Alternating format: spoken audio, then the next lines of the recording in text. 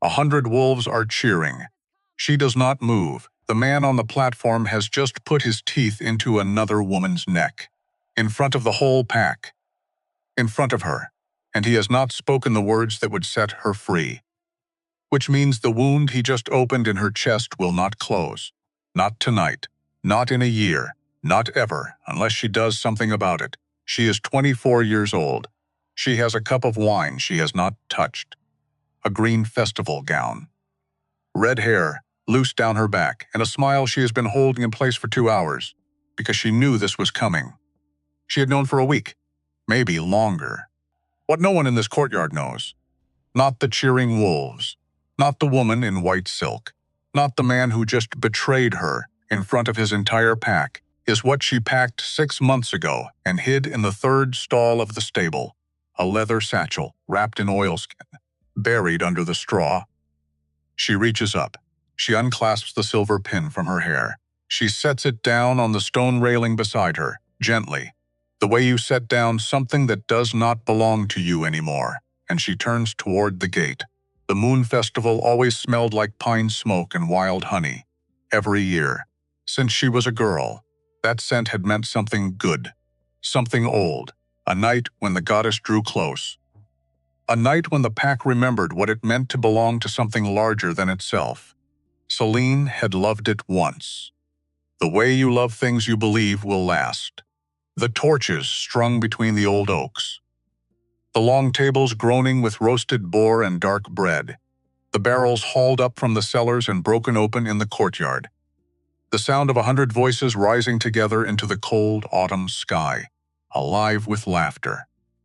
Hybe, alive with music, alive with the particular joy of a people who had survived another season. She stood at the edge of it tonight, a cup of wine in her hand. She hadn't touched it. A smile she had been holding in place for 2 hours, because something was wrong. She had known it for a week. Maybe longer, if she was being honest. And Celine had always been ruthlessly honest with herself. Even when honesty was the more expensive option, that ruthlessness was the thing that had made her good at her work. She could look at a situation, look at it without flinching, and see it for exactly what it was. She had been trying very hard not to look at this one. Corin had been distant, not the distance of a man carrying weight. She knew that version of him. Had learned its silences. Had learned what those silences needed. A hand laid on his shoulder while he stood at the map table. A quiet room when the long council days had emptied him out. A bowl of stew warm on the hearth when he came in from the cold and could not yet speak. This was different. This was the distance of a man who had already made a decision and who had not yet figured out how to say it. She had noticed it first in the mornings.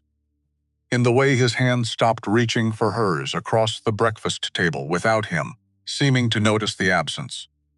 She had reached anyway for a while. Then she had stopped reaching to see if he would notice that. He had not. She had noticed it next in the council chamber, where his eyes had taken to sliding past her when she spoke. Not dismissing her words, just moving through them without landing. The way a man reads a page he has already decided is not worth his attention, and she had noticed it in the evenings, the silences between them that had always been comfortable, suddenly feeling like held breath. She had told herself it was the border talks with the Eastern Ridge packs. She had told herself it was the winter preparations bearing down on him. She had told herself love did not look the same in every season, that she should give him room. That marriage was a thing that breathed in and out. She had told herself a great many things, but underneath the telling, her wolf had known. That low, restless stirring she had been quieting for a week. She had mistaken it for ordinary nerves, for the small private fears of a woman who had built her whole life on the loyalty of one man, and was beginning to suspect she had built on softer ground than she thought. Now, standing in the firelight, with the festival noise all around her, and her wine going cold in her hand, she understood what the stirring had been. A warning. She had been too trusting to hear it clearly. The crowd shifted. A ripple moved through it. The particular movement of people turning towards something important, shoulders rotating, heads lifting. The laughter dropped in register. Someone hushed a child. Celine turned. Corin stood on the raised stone platform at the center of the courtyard. He was magnificent. She had always known that, had never stopped knowing it, even now. Even with something cold, beginning to move through the center of her chest. He stood the way a mountain stood, as if the ground itself had been made to hold him. His dark curls fell loose around his jaw. His ceremonial cloak was the black wolf fur he had earned in his first challenge, lined along the border with hammered silver thread. It swept from his shoulders like something a sculptor had imagined and then perfected. He was the most commanding man she had ever stood in a room with. She had loved that about him once. Without complication, he was not alone on the platform. The woman beside him was fair, pale, dressed in white, pure ivory silk, cut in the traditional style of the Moon Festival claiming ceremony, a style Celine recognized at once because she had spent 3 years studying every custom of the Bloodpine pack. With the dedication of a woman who understood that knowledge was the architecture of power. The fair woman wore white, and white at the Moon Festival meant one thing. It had always meant one thing. Celine's cup tilted in her hand. She righted it before the wine spilled. That steadiness surprised her. Some quiet animal part of her had already understood what the rest of her was still refusing to know. The woman was young, younger than Celine's own 24 years. She was smiling up at Corin with an expression of luminous certainty, the smile of someone who had already been told how this night would end. Her fair hair was pinned with small white flowers. She was holding Corin's hand. Corin was holding hers back. The last of the festival noise faded. Even the musicians had stopped.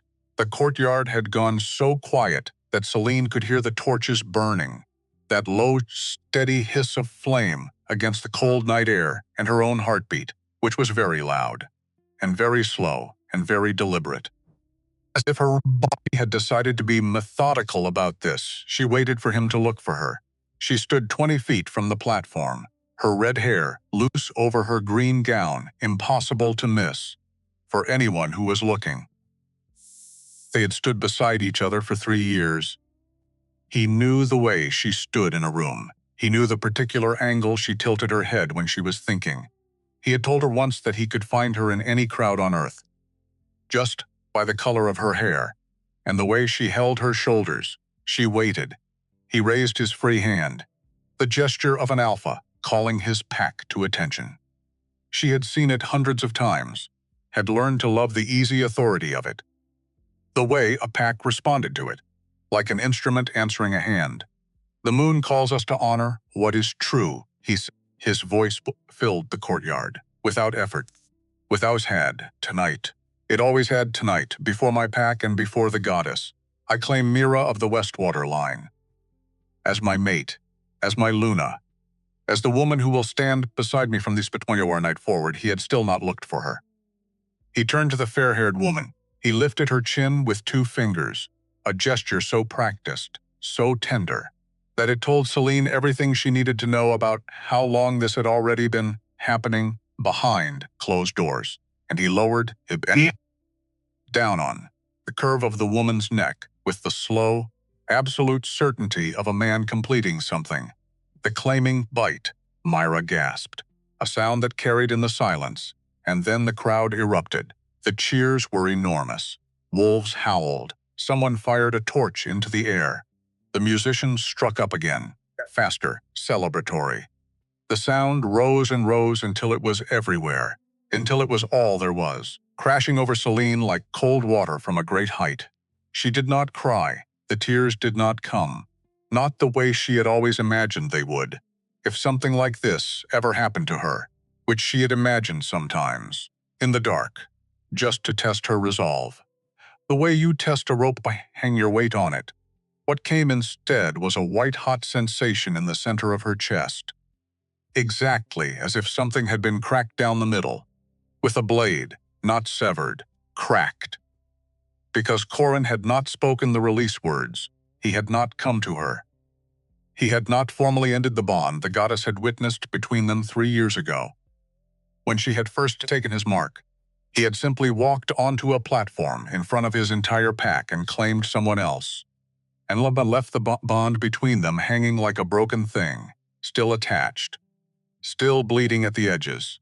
The cruelest kind of wound, because it was the kind that could not close. She felt it. She felt the exact moment his teeth broke that other woman's skin. Felt it travel through the bond like a crack, traveling through ice, slow at first, then everywhere at once. It was the worst physical sensation of her life, worse than any injury, an injury you could locate, treat, watch heal. This was inside everything. This was the kind of hurt that had no edges. Around her, wolves were celebrating. She could see in the faces nearest her the precise moment some of them registered where she was standing. Eyes cut toward her, then immediately away. That particular sideways mercy of people who do not know what to do with someone else's public humiliation. A few of the older she-wolves held very still, expressions careful. Closed, one of them. An old healer named Bera, who had delivered children for 2 generations of the pack and had been kind to Celine since her first night as Luna, took half a step toward her, then stopped, as if she had remembered something, or thought better of something. Nobody spoke to her. Nobody quite knew what to do.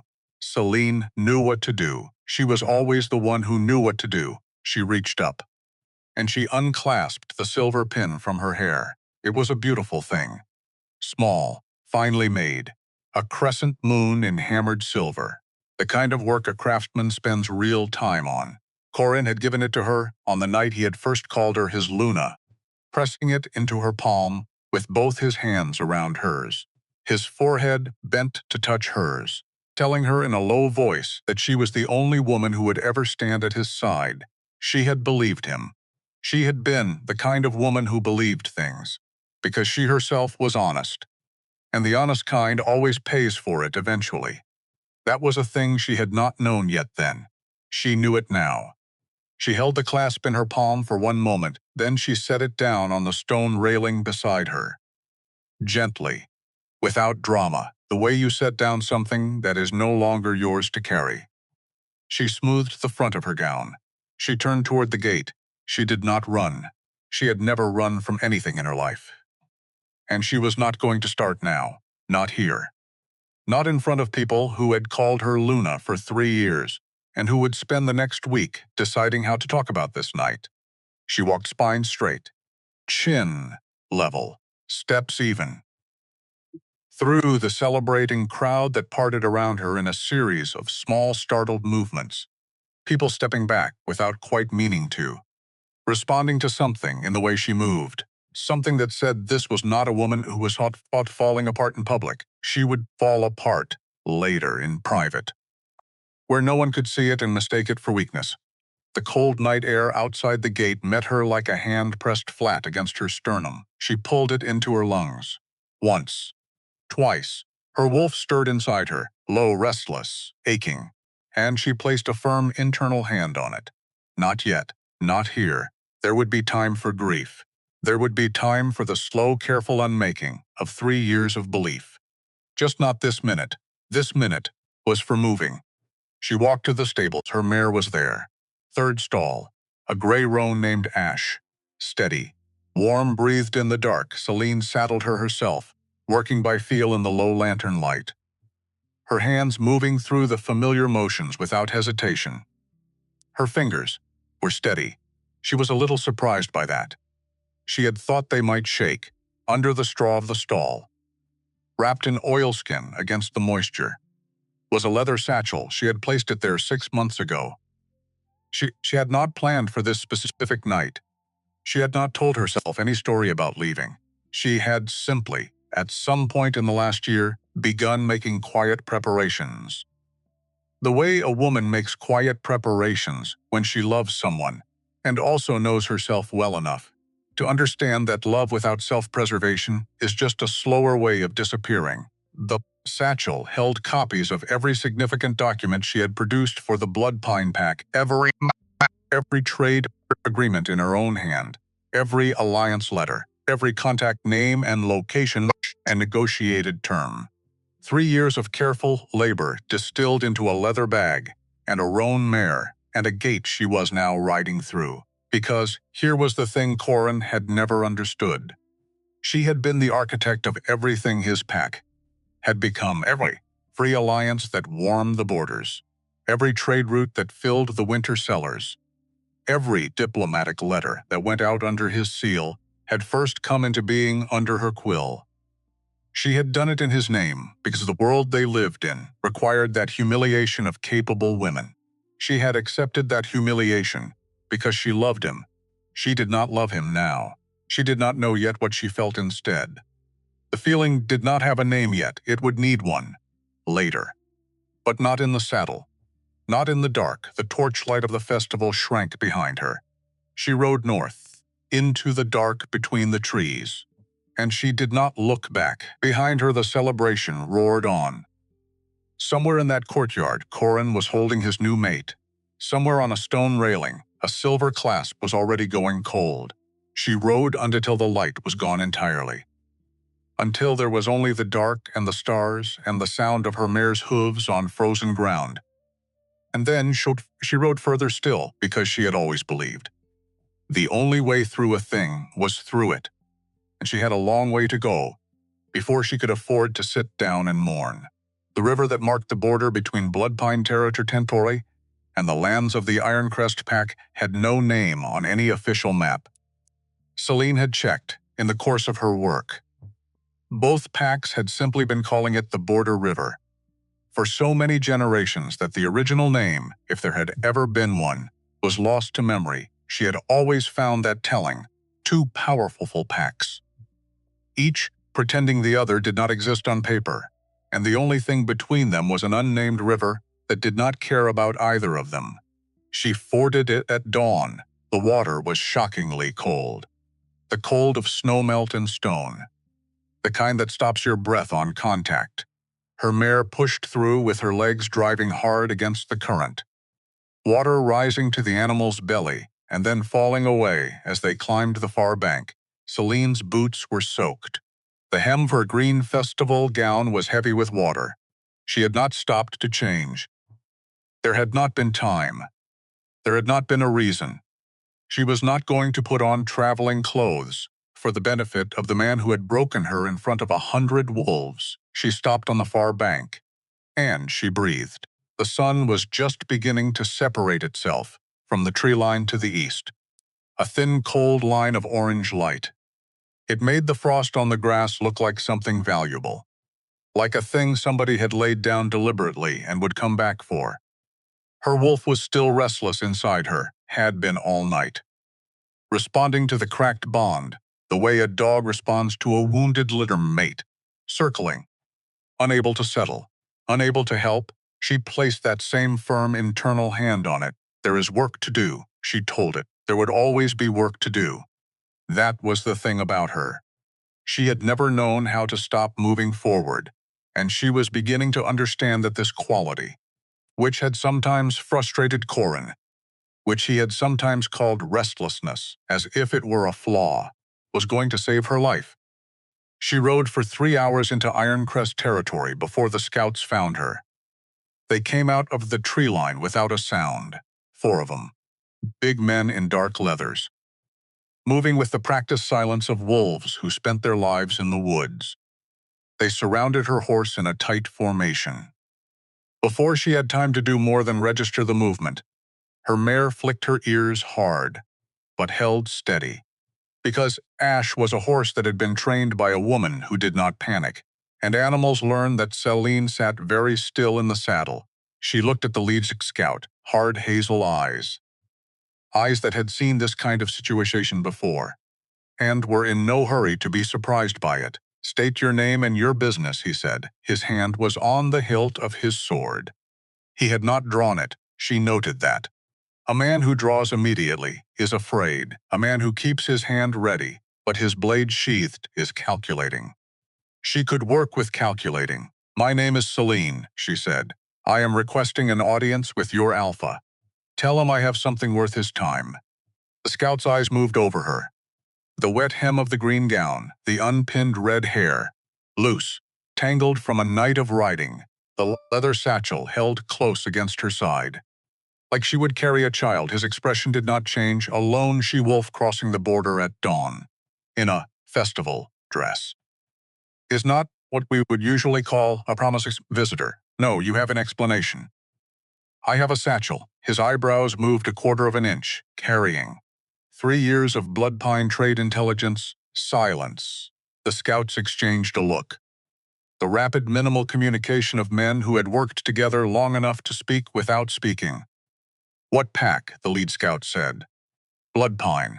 She paused. Former Bloodpine. As of last night. Another scout looked between them. She could see the calculation happening behind their eyes. The weighing of risk against potential value. The question of what a Bloodpine Luna showing up at their border at dawn actually meant. She let them calculate. She had learned long ago that silence, deployed correctly, was the most powerful negotiating tool available. Dismount, the lead scout said finally. You will come with us.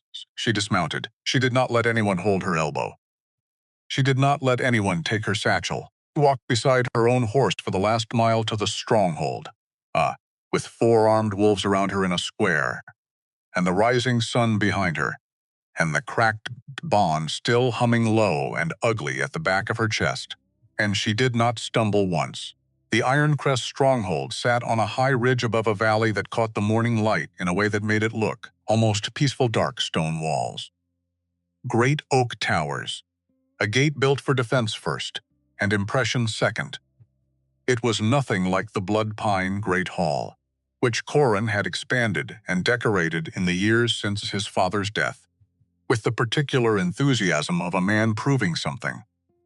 The Ironcrest stronghold looked like it had been built by people who had already proven everything they needed to prove, and had moved on to the business of actually surviving. She registered all of this, with the part of her mind that was always working, cataloging, assessing, filing.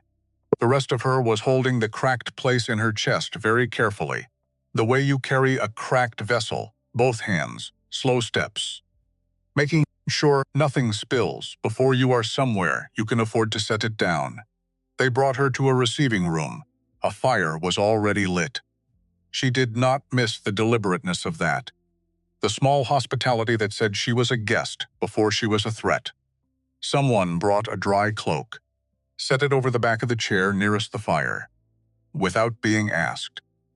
Someone else brought a cup of something that turned out to be spiced cider, with a faint note of smoked honey.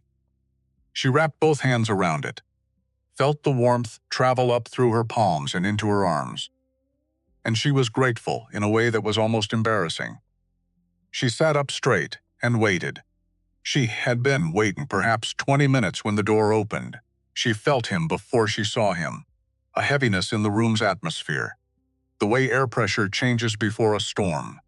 Then he stepped into the light of the fire, and she had her first real look at Theron, Alpha of the Ironcrest pack, and found that he looked almost nothing like what she had expected. She had written reports about him. She had compiled intelligence from Corin's scouts, cross-referenced it against trading house gossip and the occasional traveling merchant who had passed through Ironcrest lands. She had built up in her own mind a picture of a man who was dangerous, politically canny, not to be underestimated. Nothing she had read had mentioned that he carried his authority so quietly. He was tall, broad, in the way that came from actual use and not ceremony, dark-haired, with the kind of face shaped by outdoor work and hard decisions rather than careful grooming. His eyes were gray-green, very still. The eyes of a man who observed before he acted and had made a discipline of patience. He was dressed simply, dark wool, plain cut. No ornamentation except a single iron ring on his right hand. He looked like the kind of alpha who had nothing to prove, which was therefore the most dangerous kind. He crossed to the chair across from her and sat, without asking if she was ready, without performing any of the small power rituals she had grown used to in Corin's receiving room. The deliberate lateness, the standing over, the manufactured waiting. He simply sat and looked at her with those river water eyes and was quiet. She met his gaze. She held it. She did not look away first. She had never looked away first in her life. "You are the Bloodpine, Luna," he said, not a question. He had been briefed on the way to the room. I was. Something shifted in his expression, subtle. Almost nothing, but she was good at reading faces. It looked like recognition, like a calculation completing itself somewhere, behind his eyes. "Tell me," he said, "why you is sitting in my receiving room instead of standing at your mate's side?" So she told him. Not everything. She was not ready to talk about the silver clasp, or the sound of the crowd, or the way she had stood in the dark of the stable with her hands, moving through the familiar saddle motions, because they needed something to do. She told him what was useful. She told him she had spent 3 years quietly, building every diplomatic and economic advantage the Bloodpine pack currently enjoyed. She told him she had left the night before and taken her work with her. She opened the satchel and laid the documents on the low table between them. Maps with her annotations in dark ink, her handwriting small and precise, the kind that covered a page economically. Trade agreements in her hand, noting terms she had negotiated personally. Route surveys she had commissioned through her own contacts, paid from the household accounts in ways Corin had never scrutinized, because he had trusted her to manage things, and had never examined what managing things actually required. Alliance letters in her hand bearing Corin's seal. She had been the one to press the seal into the wax, too. He had not even noticed when she had stopped asking him for it. Theron studied them, without touching them at first, his eyes moving across the pages. He had a mind that worked fast. She could see it in the way he read, the way his gaze cut between documents without hesitation, making connections. Then he picked up the mountain pass survey and read it more slowly, with the attention of someone finding something genuinely interesting. "This is meticulous work, yes." He looked up. "Why should I trust that it is accurate?" "You could be a plant, I could be," she said. "Ask me anything in those documents, any contact name, any negotiated term, any trade figure, any route detail. I know every word. I wrote every word. I can tell you what the merchant in the eastern settlement was wearing the day he gave me the grain pricing in document 3. I can tell you what his wife asked me about while we waited for him to come in from the back room. I can tell you what she made for tea." He was quiet. Then he asked her a question. It was specific and hard. The kind of question you would only think to ask if you already knew enough to verify the answer. She gave him the answer, and the name, and the date, and 2 additional details he had not asked for. Because they were relevant, he asked 5 more questions, each one harder than the last. She answered every one, without pausing, without hedging, without a single equivocation, because she had done the work. She knew the work the way you know your own hands. When she had finished the last answer, Theron sat back in his chair and looked at her for a long moment. Outside, the morning had fully arrived. She could hear the sounds of a working stronghold, movement in the courtyard below, voices. The clang of something metal from the direction of what she guessed was the smithy. It sounded like a place that knew exactly what it was doing. "What do you want?" he said. "A place to work. A seat at a table where decisions are actually made. A pack that will use what I offer instead of signing their name to it and calling it theirs." She paused, kept her voice level, and time. Time for what? She held his gaze. "To build something better than what I left." He studied her, not the way men had always studied her, measuring her against some internal inventory of what a woman ought to be. He was reading her the way she had just read those documents, carefully, looking for the structure underneath the surface. "You can stay," he said. "We will negotiate terms in the morning." He stood, then paused, in the way of a man who had thought of something he did not want to let go of without saying. "You should sleep. You look like you wrote all night." "I did." "Rest, then." He moved toward the door, then he paused again. and turned slightly, and said, without looking directly at her, "Whatever happened last night, it was his loss. That much is already apparent." He left before she could respond. She sat for a moment in the warm receiving room, with the fire burning down, and the spiced cider cooling in her hands. And she thought about what he had said, and the way he had said it quietly, as a plain statement of fact, with no performance attached. She thought about the 6 questions and how he had listened to her answers with his full attention, without his eyes moving, to check the reaction of anyone else in the room. Without the particular half-absent quality she had seen in Corin's face this past year when she spoke in council, the look of a husband already mentally elsewhere, already mentally with somebody else. The crack in her chest was still there. It would be there for a long time. She was not foolish enough to believe one good conversation could touch it. But something underneath the crack, something that had been slowly and quietly dying, for longer than she had been willing to admit, had stopped dying.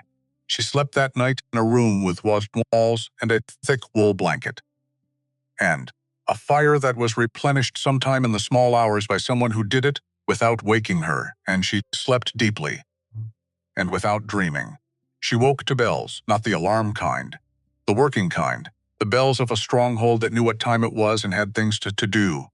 She lay still for a moment, listened, counted 6 low strikes, then a pause, then 2 higher ones. She did not yet know the code.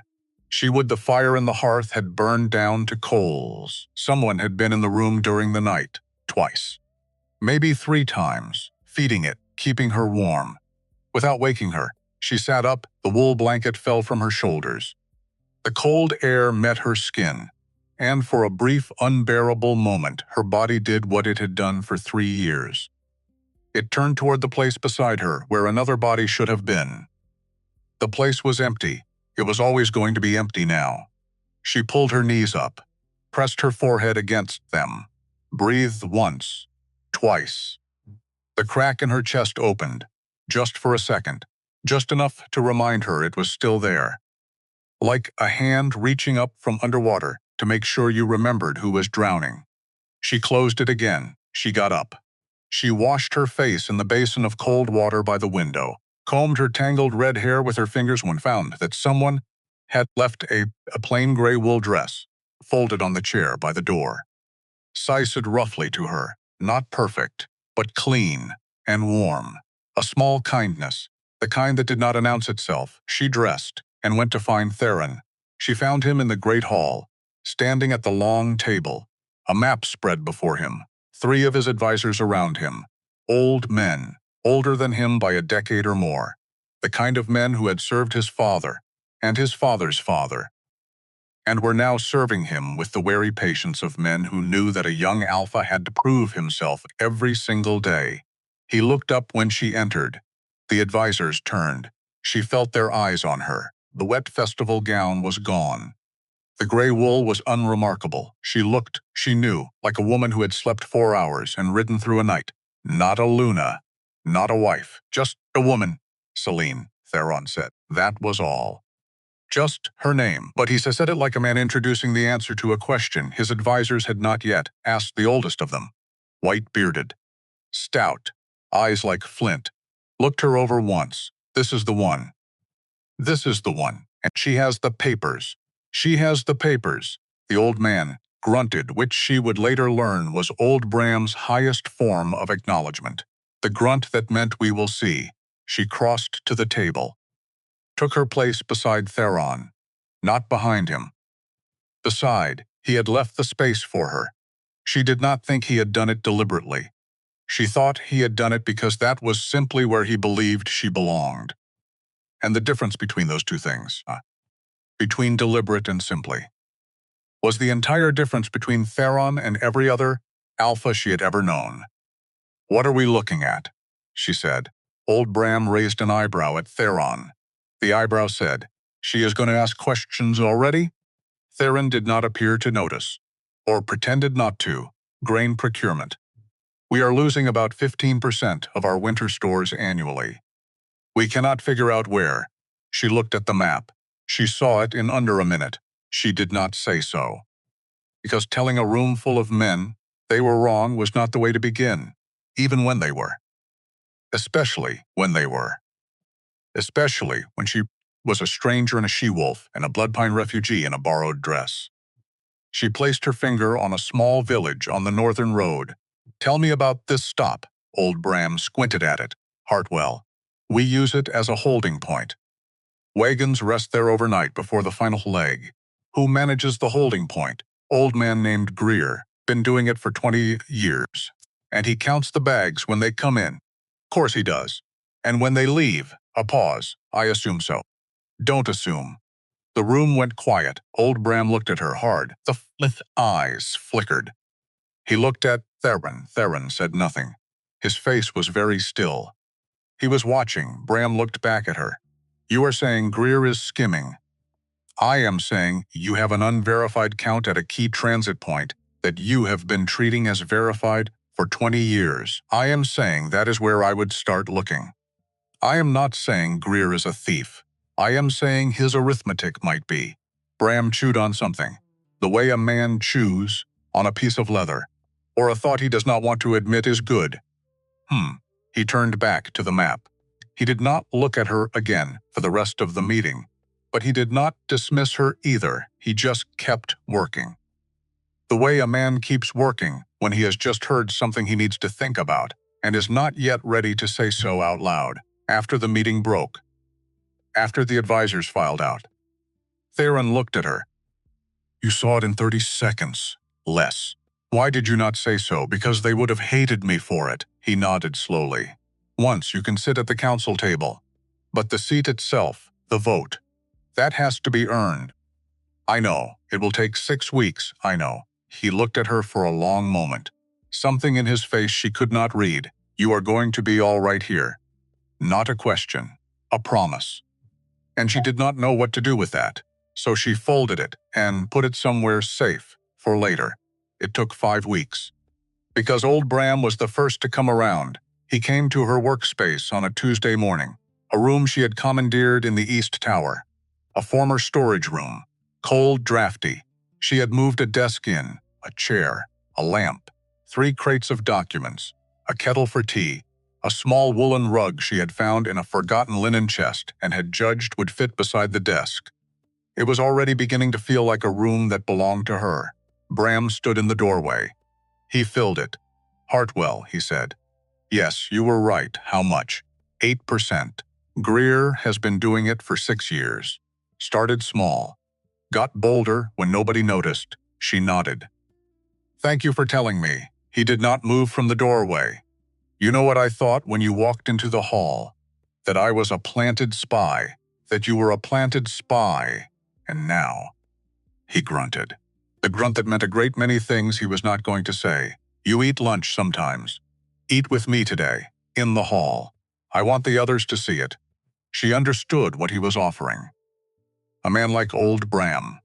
A man whose loyalty had been earned over 15 years of careful service.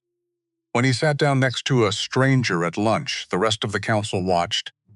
I would be honored, he grunted again, and walked away. She sat very still for a long time after he was gone, looking at the maps on her desk. The lamp burning low against the gray winter morning. The kettle quietly cooling because she had forgotten to make the tea. She put her hands. She did not cry. She still had not cried, not since the festival. Not once, but something in her shifted slightly. Some small bone of grief seated itself a little deeper, made a little more room for what was going to grow in its place. She made the tea. She drank it. She went back to work. She ate lunch with old Bram in the great hall that day. He talked about the Eastern grain price in a voice loud enough to carry. He asked her a question about the mountain clans and listened to her answer with his entire face. He pointed at her with a piece of bread and said something to the table at large about how the council had been needing fresh eyes for years.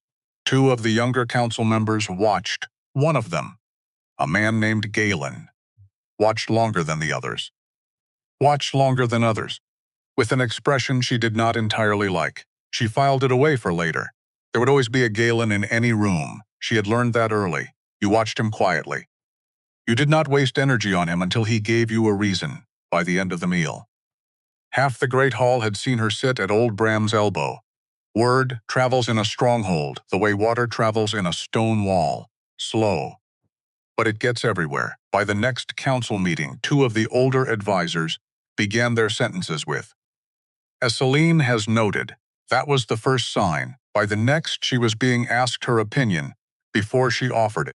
That was the second. By the 6th week, she had her seat.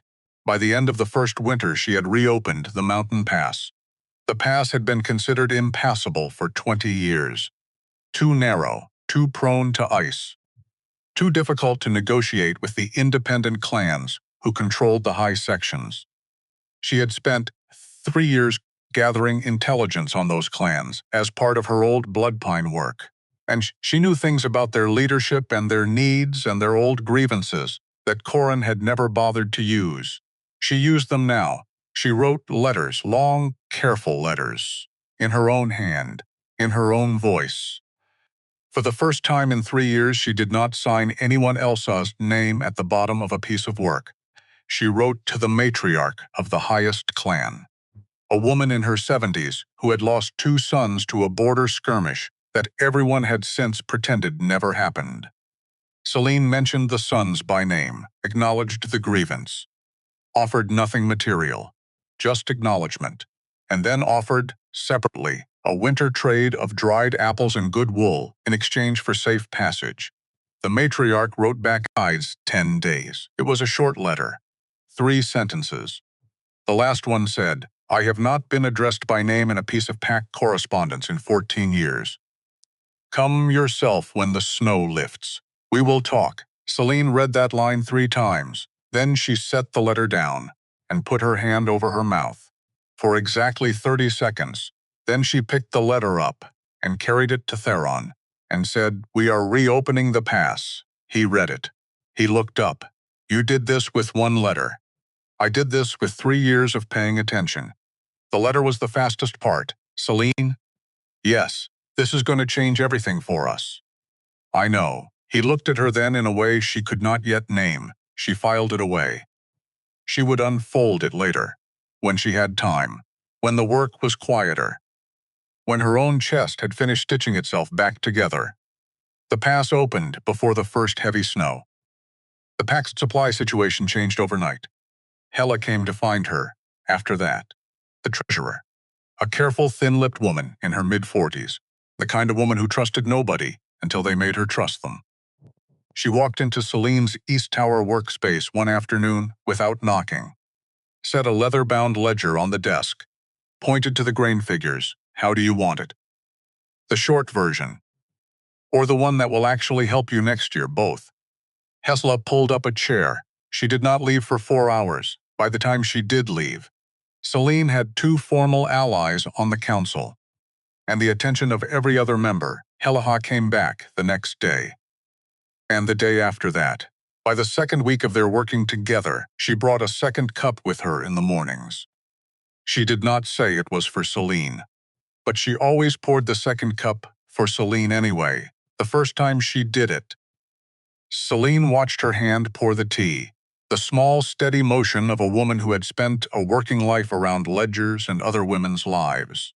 The hand that had probably poured tea for a dozen Lunas in this stronghold, none of whom Celine had ever met. Hela set the cup down without looking at her and said, "I was widowed at 31. It came from nowhere." Celine set her quill down. "I am sorry," he drowned. "Fishing trip." "Stupid thing, Hela. I tell you, 'cause I want you to know. There is no clock on this kind of thing. Whatever you're carrying, there is no clock. You do the work. You eat the meals. You sleep when you can. One morning the dark thing is a little smaller. You do not always know which morning it will be. But it comes." She took a sip of her own tea, and the man who put it there, eventually, stops mattering. That is the part nobody tells you. He stops mattering, not because you forgive him, because you grow past him. There is a difference. Celine looked at her for a long moment. She could not speak. She did not entirely trust her. She nodded once. Hela nodded back, briskly. like a woman closing a ledger, and turned to the column of figures they had been working on. They did not speak of it again, but after that morning, the tea was always poured. And Celine knew what it meant. The thing about Theron, the thing that kept catching her off guard, even months in, was that he never took credit for what she did. She kept waiting for it, bracing for it. The small daily theft she had lived with for 3 years. The way Corin had stood in front of his pack and read her words as if they had come out of his own mouth. The way he had pressed his seal into wax she had melted. The way he had said, "I think," and meant she thought. Theron never did it. Not once. He would present her work in council, and he would say her name. Not our advisor, not council recommends. Just Celine. As if the name itself was the most natural fact in the room. When other packs sent representatives to negotiate, and those representatives expected to deal with the Alpha, he would bring her into the room and say, "This is Celine. She leads our strategic council. You will deal with her." The looks on the faces of men who had arrived expecting something else, and then watched her take apart their negotiating position in the first 10 minutes. Became one of the quiet pleasures of her work, but it was more than the pleasure of small revenge, because something was happening inside her, slow, almost invisible to itself, the way a frozen stream begins to thaw in early spring. Not all at once, not dramatically, just a loosening. A slight change in the sound of the water under the ice, a man saying her name out loud, in a room of men, without flinching, without softening it, without taking it back at the end of the sentence with a joke. She had not understood how much of her had been starving until she started being fed. She noticed about him. She could not help it. She noticed he was at the training ground before anyone else each morning, not performing for his wolves. Actually, working, pushing himself the way a man pushes himself when no one is watching, because he held himself to a standard regardless of audience. She noticed he remembered the names of the youngest children in the pack, asked about their lessons, about their injuries. With an ease that was not political, he simply cared, and was unsentimental about showing it. She noticed he read more than Alpha she had known. His library was not decorative. The spines were worn. The margins of some volumes were marked in his handwriting, small, precise notations. The hand of a man who thought while he read. She noticed the way he looked at her, not the way men had always looked at her, not measuring, not appraising. He looked at her the way she looked at a well-made document, with appreciation for the quality of the thing itself, without the need to own it or alter it or claim it. Took her longer than it should have to understand what was happening, because she had been burned so badly. She had rebuilt herself with thicker walls, and she had done it unconsciously, the way a body heals over a wound with scar tissue. The scar tissue was not pretty, but it was functional. She was not yet ready to examine what might be growing underneath it. It came to a head in the high library. 4th month gray winter afternoon. Light going amber through the narrow windows. Fire burning low in the grate. They were arguing about a treaty, an old one, predating both their tenures. Some ambiguous language around river access rights, newly relevant because a neighboring pack had started pushing south toward the Ironcrest waterway. She was leaning across the long table. Pointing at a specific clause, he was reading over her shoulder, and he said something about the interpretation she had offered. That was wrong. Actually wrong. Not just differently right. The language was clear if he had spent any time with the original Pack Law Codex. She turned to tell him so, and found his face about 8 inches from hers. He did not move back. She did not either. There was a half a second. The argument just stopped. Like a clock run down, she became acutely aware of his eyes, which were the most particular shade of gray-green she had ever seen on a person, and which were, at this precise moment, looking at her with an expression that had very little to do with river access rights. She stepped back. She picked up the codex. She found the relevant passage, showed it to him with a composed, professional calm she was quite proud of. Under the circumstances, he read it. He was quiet for a moment. "You are right. I know." The corner of his mouth moved. She did not let herself look at it. After that, she was aware of him differently, which was inconvenient and persistent, and not something she had asked for. She managed it the way she managed other persistent inconveniences, by noting it, accepting that it existed, going about her work, because here is what she told herself. In the dark, in the East Tower, when the work was set aside, and there was only the fire and her own thoughts, she told herself, "Not yet." She told herself, "Not sure." She told herself, "I trusted completely once, and was publicly unmade by it." The part of me that remains cautious is not irrational. It is the part that survived. She told herself a great many things. What she did not tell herself, what she was not yet ready to tell herself, was that she was already in love with him. She had been for some time. She just had not gotten around to letting herself know it yet. The letter came in the 8th month. It was not the kind of letter she had expected. It came not from Corin, not from anyone in Bloodpine. It came from a trading house in the south. A man she had done business with for years under Corin's name, Theron of the Lowland Granaries.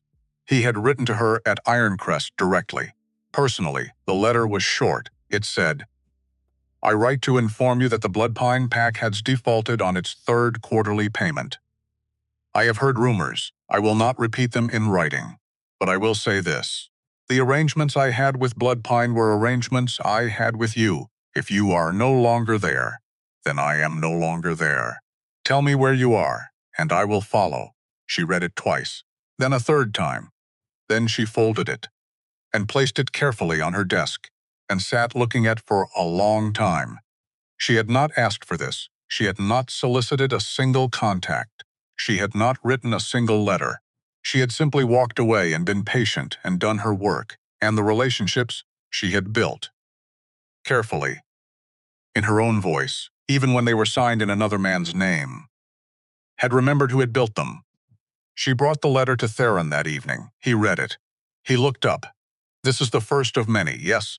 You understand what is happening. I understand. Bloodpine is going to collapse, slowly." Then all at once, he was quiet for a moment. He still does not know. No. He thinks the contacts left because of mismanagement. He does not realize they are following you. Not yet. Theron nodded slowly. When he figures it out, he will come, yes, or he will send someone first. Yes. The fire crackled. She watched what she thought about Corin, standing on a stone platform, the dark curls falling around his jaw, a woman in white silk beside him. She thought about the silver clasp on the railing. She thought about how very far she had ridden in one night. "Are you afraid?" Theron asked. She considered the question honestly. "No. Good. Should I be?" He looked at her. Not with me. You should not be afraid of anything. Not with me." She did not know what to do with that sentence. So she folded it and put it somewhere safe, with all the other things he had said that she would unfold later, when she was alone, when she had time. She wrote back to Halron that night. In her own hand, she told him where she was. She told him what she was building. She invited him to come north in the spring if he wished to keep doing business with the woman whose letters he had been receiving for 5 years. She sealed the letter. She did not sign it, Celine of Bloodpine. She did not sign it, Luna. She signed it, Celine of the Ironcrest Council. It was the first time she had written her own name in her own ink, under her own work, in her entire adult life. Her hand shook a little. After she had finished, she watched it shake. She let it shake. Then she got up and put the letter in the outgoing courier basket and went to bed. Corin found out in the 10th month. She knew the moment it happened, not because anyone told her, but because the bond. The cracked residual half-dead bond she had carried for almost a year, flared, just for an instant. She was sitting in the council chamber, mid-sentence, reviewing a proposal, and she felt it, like a finger pressed suddenly against a bruise. Rage, his rage, hot, familiar, specific. He had finally looked at the books. He had finally counted the missing names. He had finally understood. She set the document down. Theron looked up from across the table. Read her face. What? He knows. What does he know? All of it. Theron's eyes did not change. But something underneath them did. How long do we have? Days. Maybe weeks. He will move fast. He is a man who moves fast when he is angry. What will he do? He will try to take it back.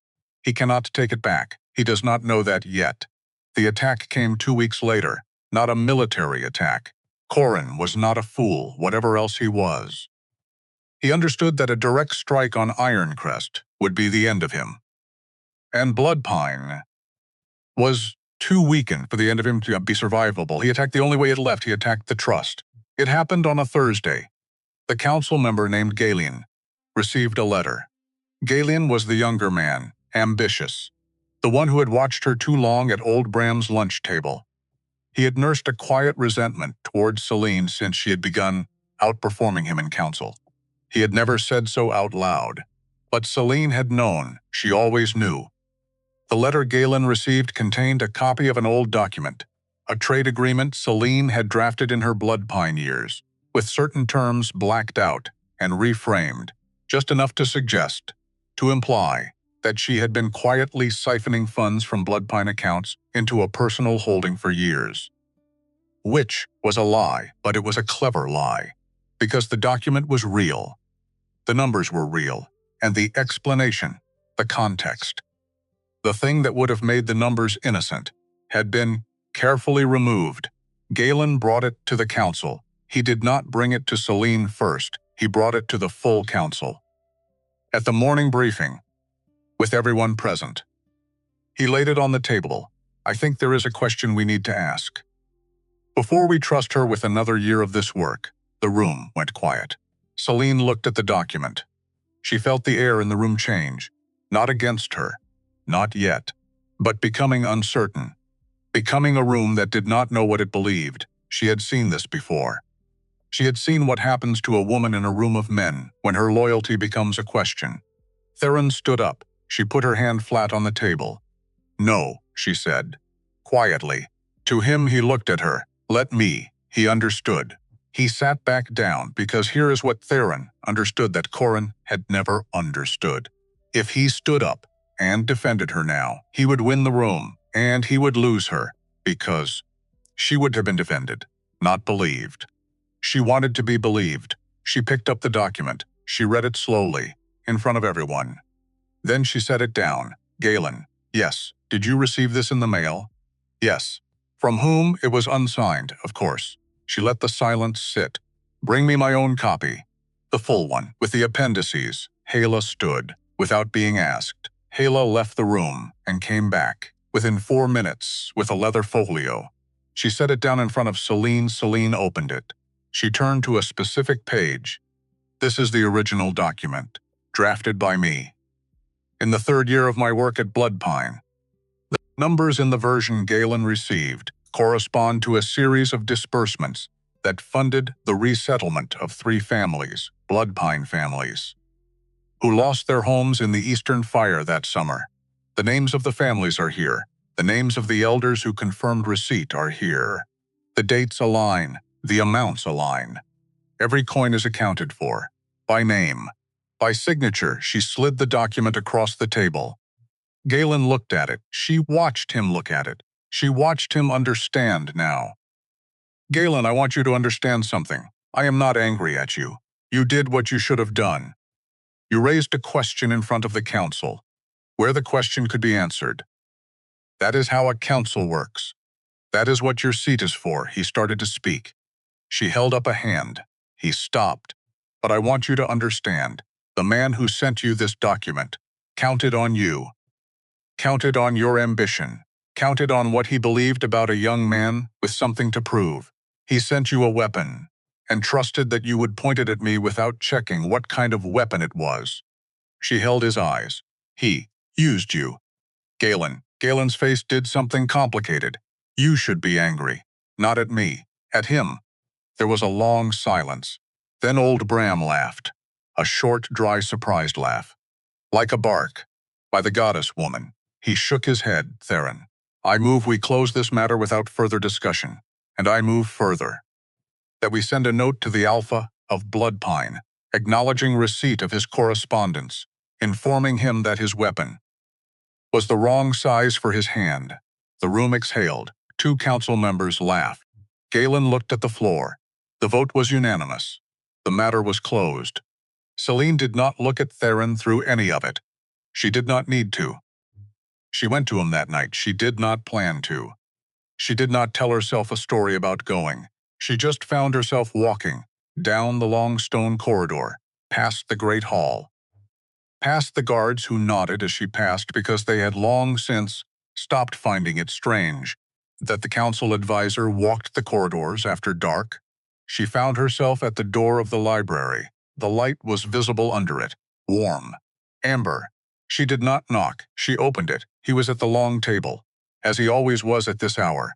A map spread before him, a cup of something gone cold beside his hand. He looked up. He did not seem surprised. "You handled it well, I know." He half smiled. "You always say that. I always know it." He set down his pen. She crossed the room, not because she was uncertain, because she was certain, and the certainty was new, and she wanted to feel it the whole way across the room. She stopped beside his chair. He looked up at her. The gray-green eyes, the patient face, the single iron ring on his right hand. "I want to ask you something." Ask. "When I came here, that first morning, when you walked into the receiving room, did you already know what I was going to offer you?" He considered the question. "Yes, how?" "Because I've been watching Bloodpine's work for 2 years, and I had known for at least one of those years that the mind behind it was not the mind of the Alpha. And I had a very strong suspicion about whose mind it was. And when my scouts told me they had picked up a lone she-wolf at the river, red hair, festival dress, a leather satchel, I knew. You knew. I knew. And you said nothing." I said the only thing that mattered, Sean. She thought about that. That it was his loss. That it was his loss. She looked at him for a long moment. "Theron." "Yes, I am going to tell you something." "And I want you to hear it. And then I want you to do nothing with it. For tonight, just hear it, and let it sit. And tomorrow we will say nothing about it, and the day after we will say nothing about it. And on some day that is not yet, we will say something about it. And until then it will simply be true, and we will both know it." All right, she knelt. She did not know why she knelt. She knelt anyway, beside his chair, so her face was level with his, so that what she said could not be misheard. "I love you." His eyes did not move from hers. He did not speak. He did not have to. She watched his face the way she watched everything, carefully, looking for the structure underneath. What she saw was a man receiving the only thing he had ever really wanted, and accepting it, without performance, without spectacle, with every part of him at once. He lifted her hand from where it rested on the arm of his chair. He turned it over in his own, pressed his thumb against her palm. "Once. Tomorrow," he said. "Tomorrow. And the day after. And the day after. And then, she stood. She walked to the door. She did not look back because she did not need to. She closed the door softly behind her and walked back through the long stone corridor, where the air was cold and her hand, where his thumb had pressed, was warm. Spring came, the particular spring that comes after a hard winter, when the ground releases it reluctantly, and the first flowers seem almost aggressive in their insistence on color. They fell into the habit of walking in the evenings, after the council had cleared out, through the great hall first, then out to the south garden, where the snowdrops were coming up through the last of the frost. Talking about nothing consequential, she could not have said exactly when it had started, or which of them had initiated it. It had simply become part of the day's structure, like morning tea, like the evening briefing, except quieter and without agenda. On one such evening she said something that made him laugh, a real laugh, unguarded, the kind that changed his whole face and made him look younger and less like a man who carried the weight of a pack's future in his daily decisions. She had been working to get that laugh out of him for weeks, without quite admitting it to herself. filing away information about what amused him, testing small approaches when it arrived. It was more satisfying than she had anticipated. When the laugh faded, he was looking at her. She was looking back. He said her name once, quietly. Look the way you say a word when you are making sure of it, Toy. She closed the distance between them. It was nothing like what she had known before, no urgency to claim, no weight of performance, no sense of being received and rather than met. He kissed her carefully, with great certainty, which was exactly. She had come to understand. The way he did everything. When he pulled back, his hand was along her jaw. His eyes were dark. I have been trying not to do that for 4 months, I know. I was timing you, timing me. Seeing how long your patience held, she paused. It is considerable. And yet, he kissed her again, and she let herself be present in it completely. And the scar tissue around the old wound shifted and resettled into something she could live with permanently, something she could carry, without it weighing her down. The second year of her work at Ironcrest passed the way good years pass, not slowly, the way you might expect a life rebuilt from nothing, but fast, and purposeful, and full. The way time moves when every day has work in it that matters. The Alliance network more than doubled. 3 smaller packs formally joined under Theron's banner, including one that had been in open dispute with Ironcrest for 2 generations, and whose settlement had required 6 months of careful negotiation, which Celine led personally.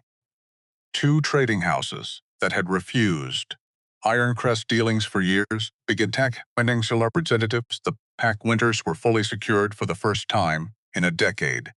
The council, the same council that had watched her with wary eyes in her first weeks, now argued for her proposals in rooms she was not in. She was not just his advisor. She was not just his partner, though she was both. Fully, without reservation. She was half of what Ironcrest become. They'd certain everyone understood this, not by announcement, by practice, by the simple daily repetition of treating her authority as a fact of the world, until it was undeniable, and so the months passed. And the work was good. And her chest on most days no longer felt cracked, just lived in, just hers. And it was in the rich, complicated middle of that second year, when the leaves were beginning to turn, that a letter arrived from the south, bearing a seal she recognized before she had fully registered what she was looking at. The Bloodpine wolf's head, pressed in dark wax. She read it alone in the east tower, standing by the window, the autumn light going pale and thin around her. It was short, Corin's handwriting. She knew it well. She had folded it into more envelopes than she could count. He wrote that the pack was struggling. The trade routes had collapsed.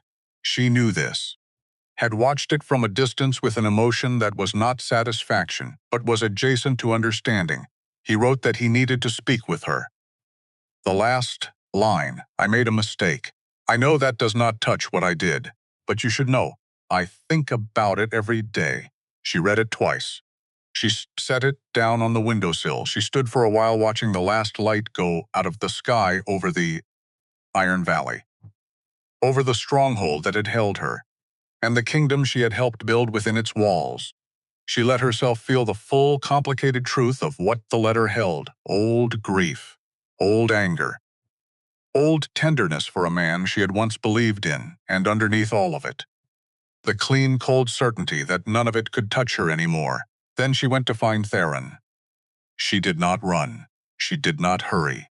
She walked through the long stone corridor, the way she had walked out of the Bloodpine Festival 2 years ago. Spine straight, chin level, the letter folded in her hand.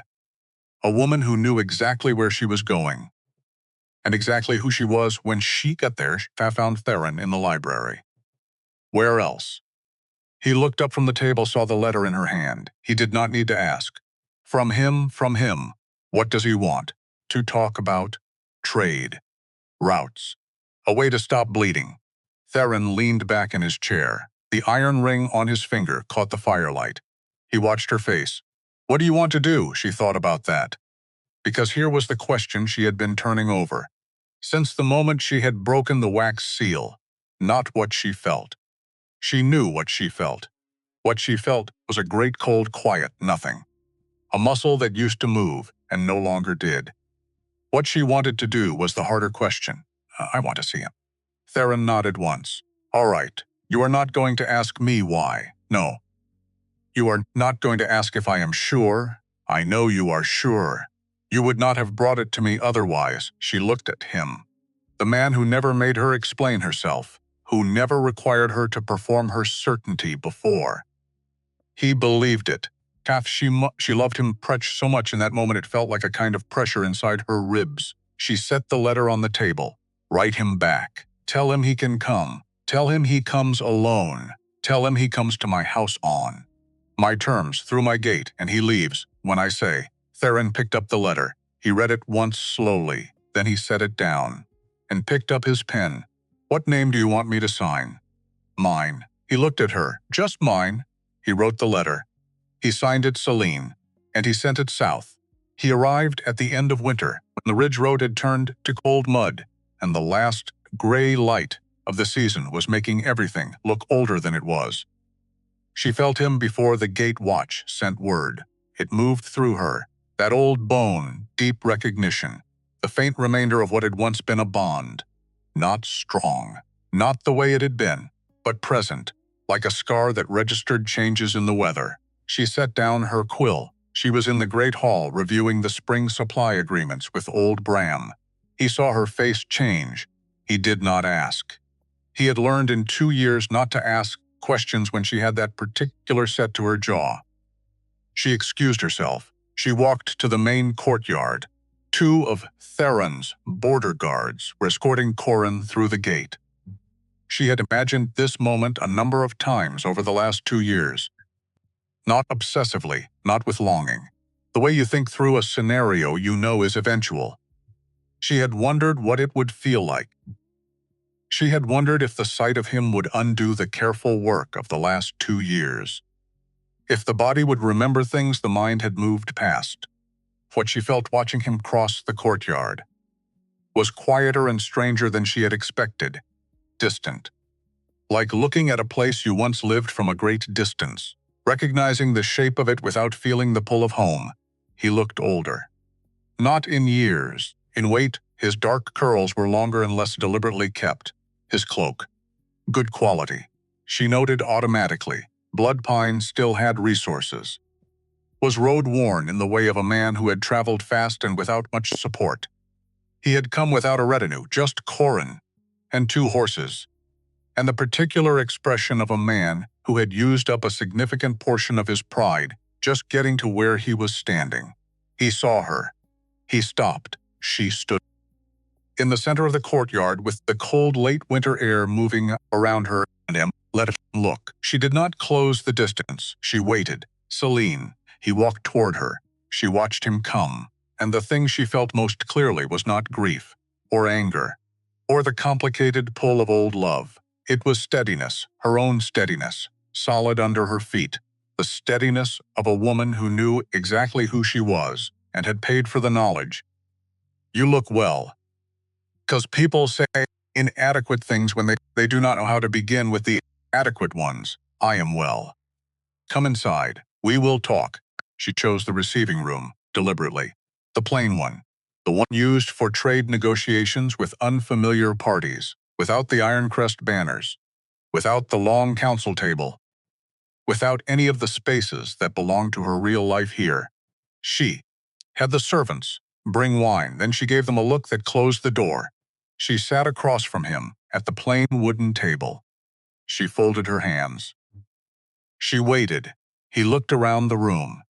She watched him taking inventory, the way an alpha always takes inventory, reading the quality of the stone, the standard of the furnishings, the competence that spoke through every small detail of a well-run stronghold. She watched him calculating what this place had become. She watched him understand it. You built this. Not an accusation. Something more like awe. And underneath it, the first sound of reckoning. Theron and I built it. Together. His jaw tightened fractionally. She noted it. She did not react to it. Bloodpine is struggling, the language of a man working up to the thing he actually needed to say.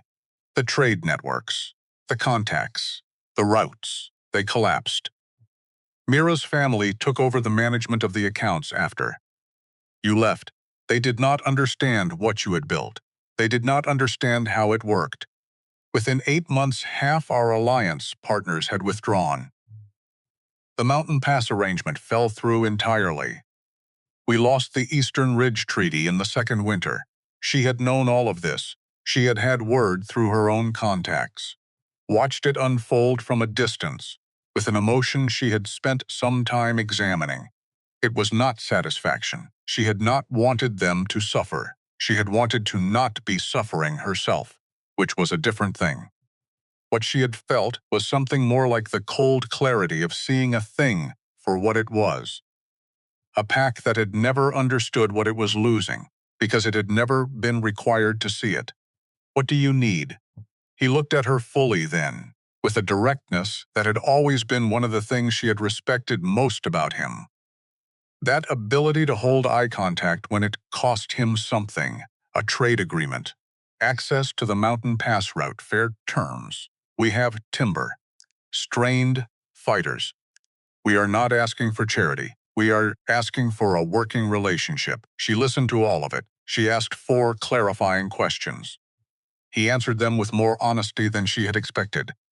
She was quiet for a moment when he had finished. I will bring it to the council, and to Theron.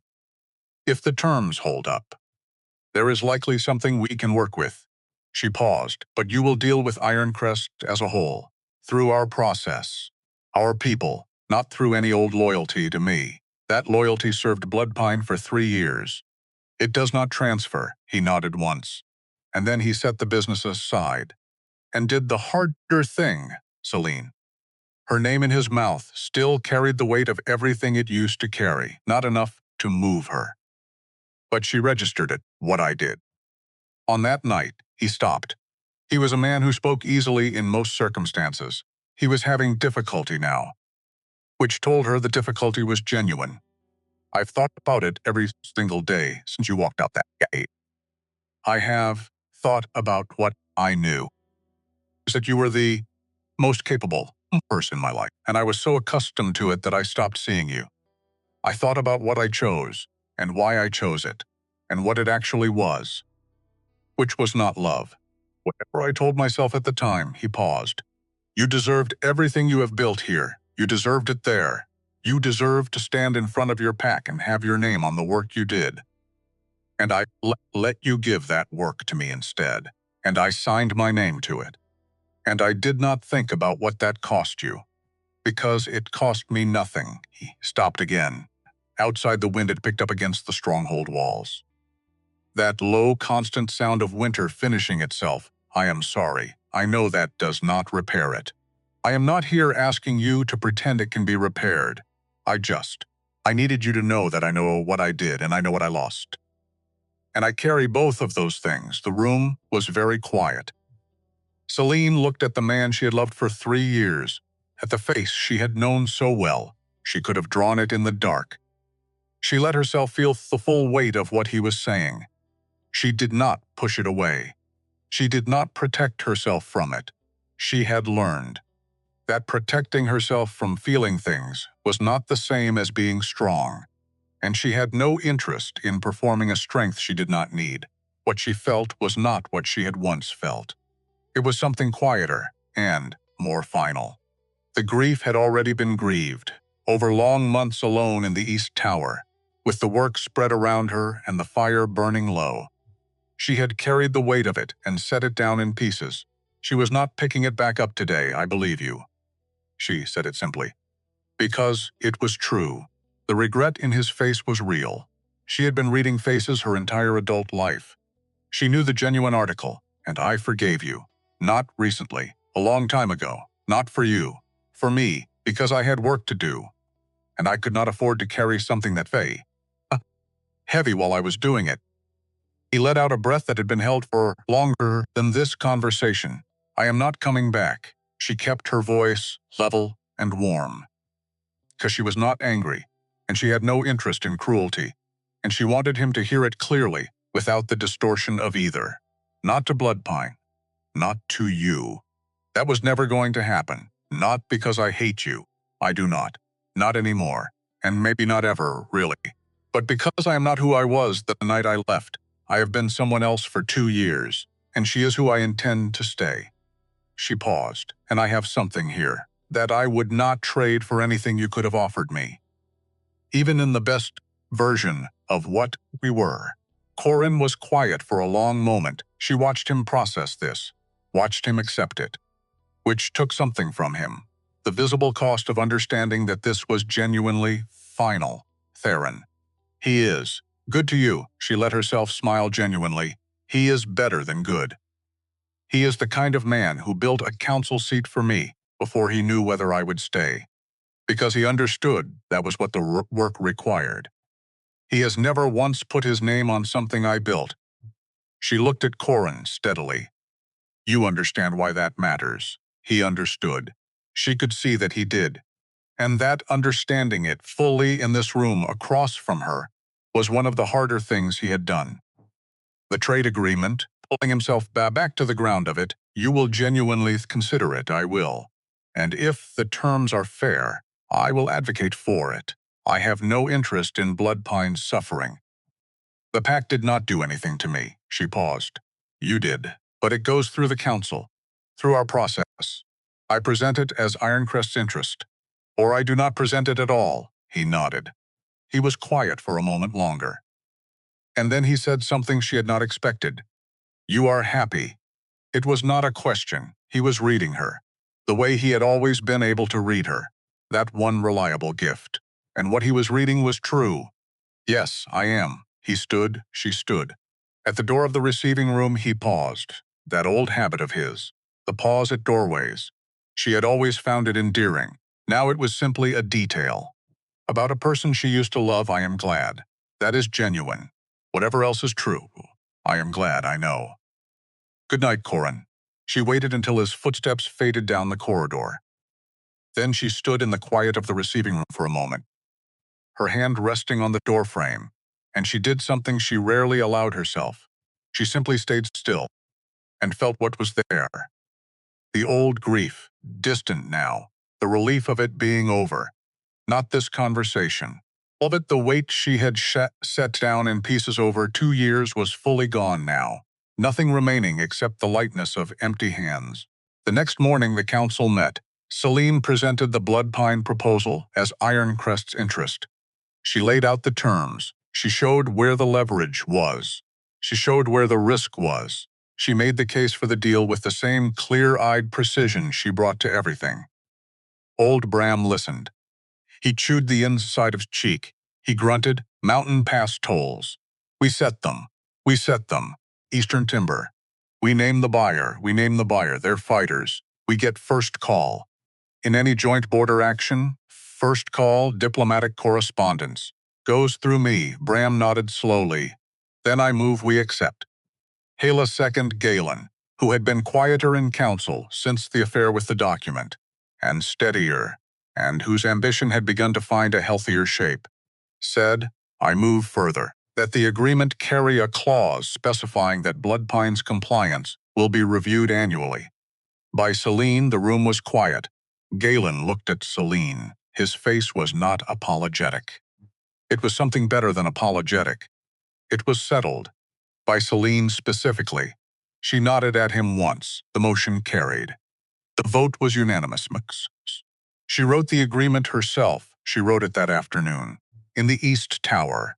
With the spring light coming through the narrow window, clean and cold and new, she wrote it in her own clear hand.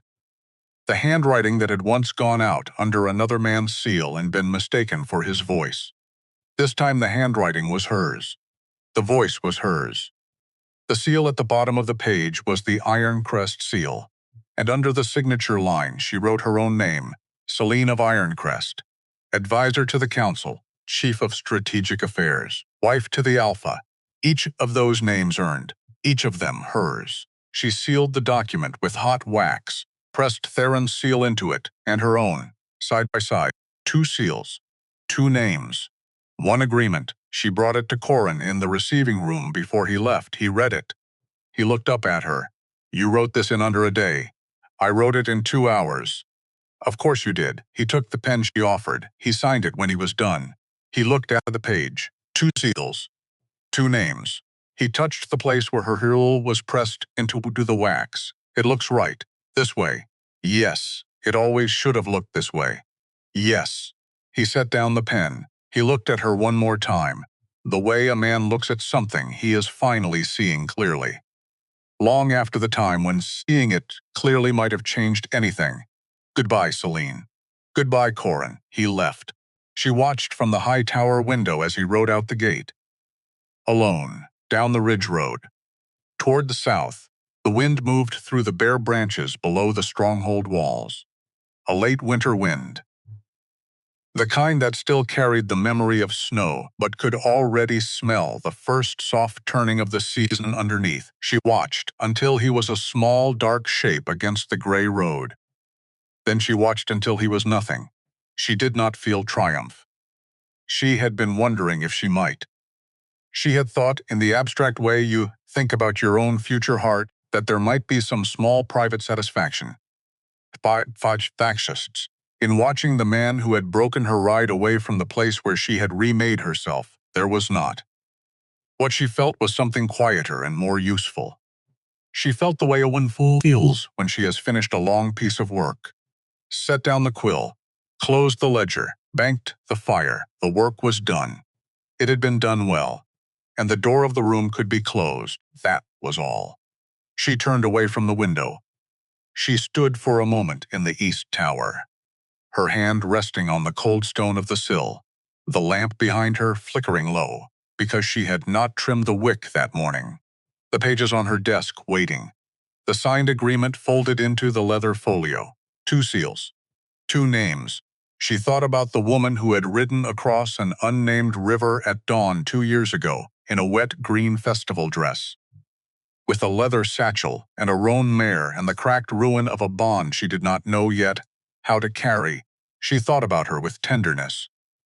The way you think about a younger sister, or your own younger self, someone you were proud of, someone you would protect if you could go back. You did it, she said to her, inside her own chest, quietly, so nothing would carry on the wind to the south. You did it.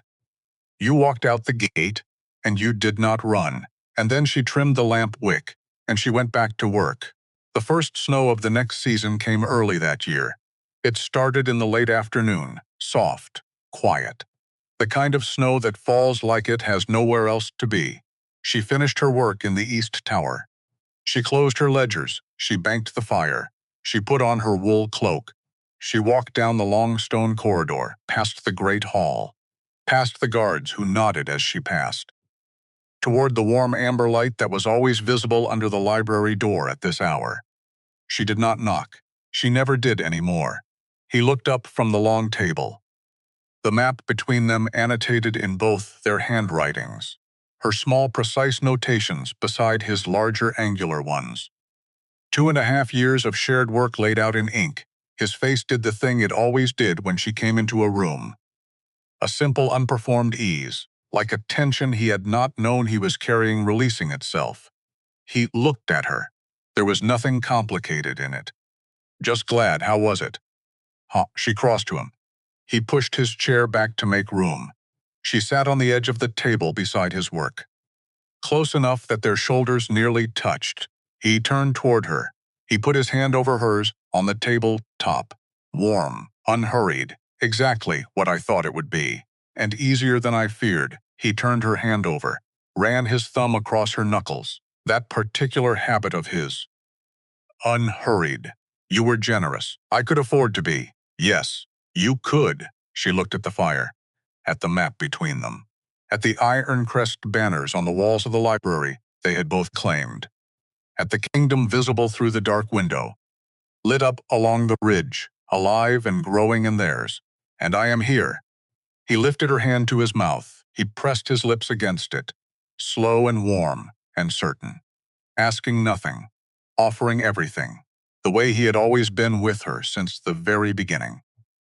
Outside, the last of the cold rain shifted and turned to snow, falling clean and soft and quiet across the Ironcrest ridge, settling over everything they had built together without hurry, without drama, the way permanent things settle.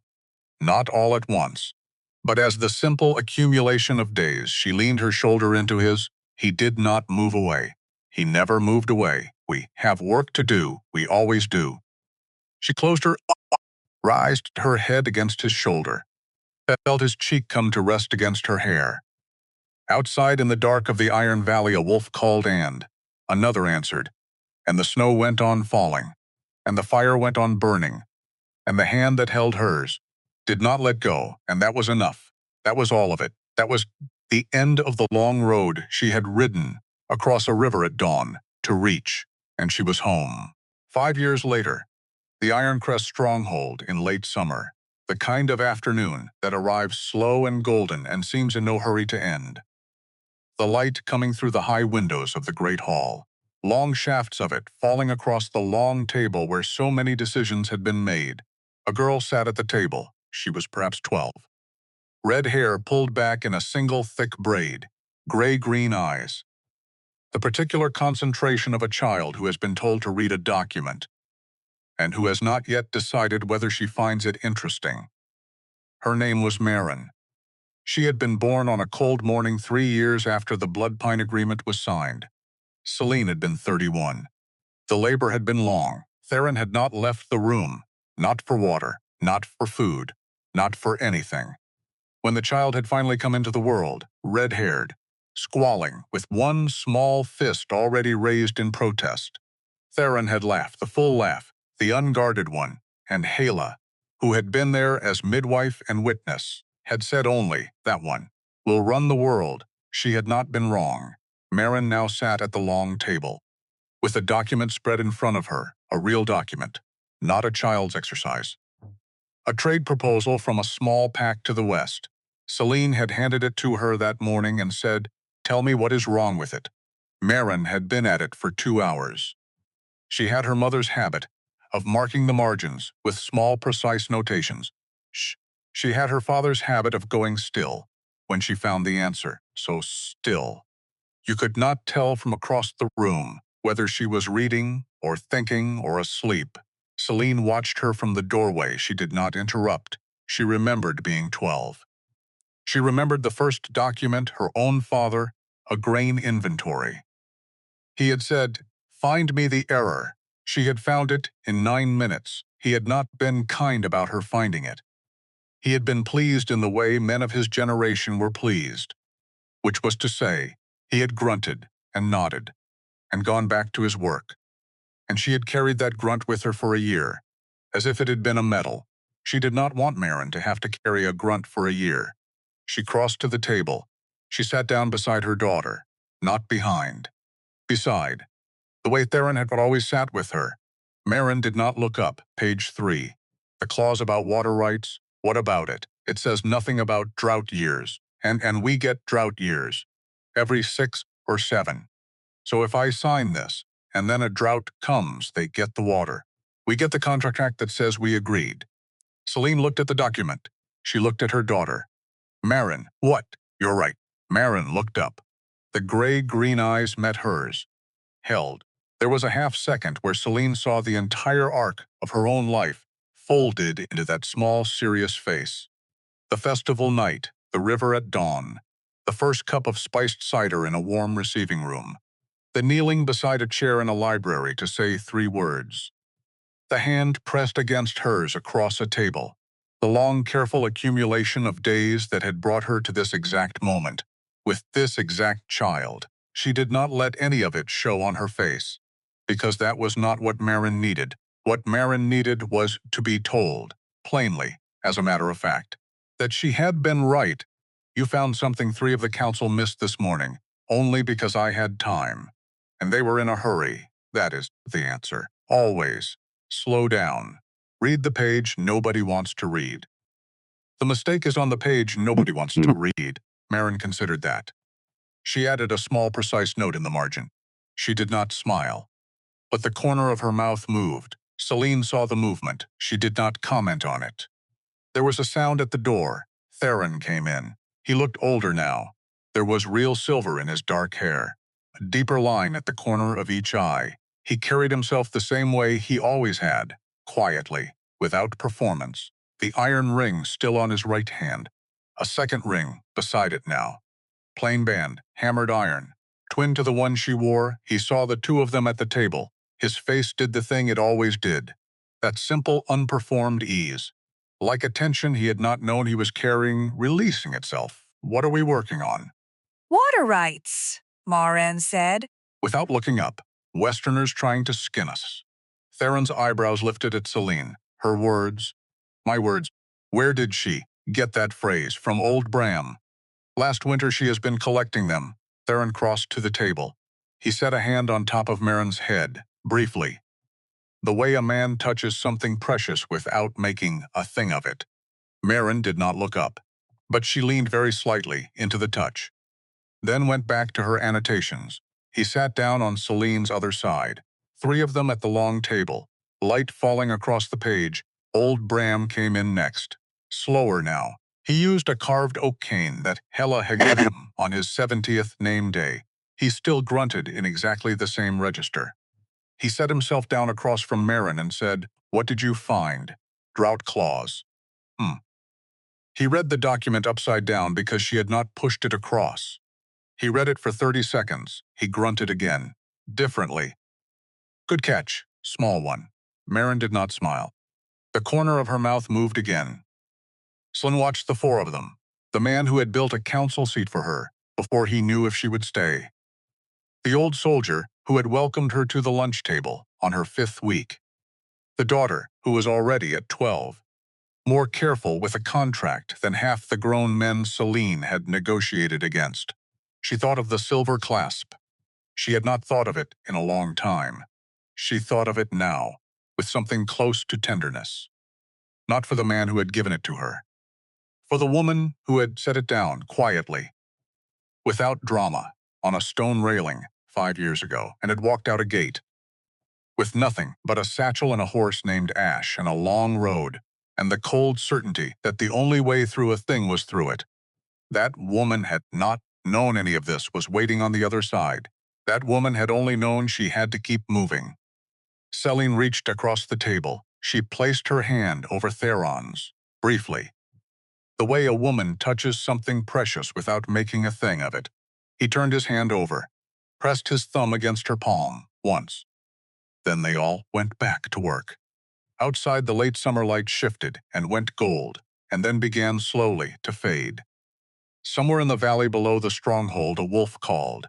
Another answered, and inside, at the long table, 4 people leaned over a piece of paper and found the mistake, together, and the kingdom went on, and so did she.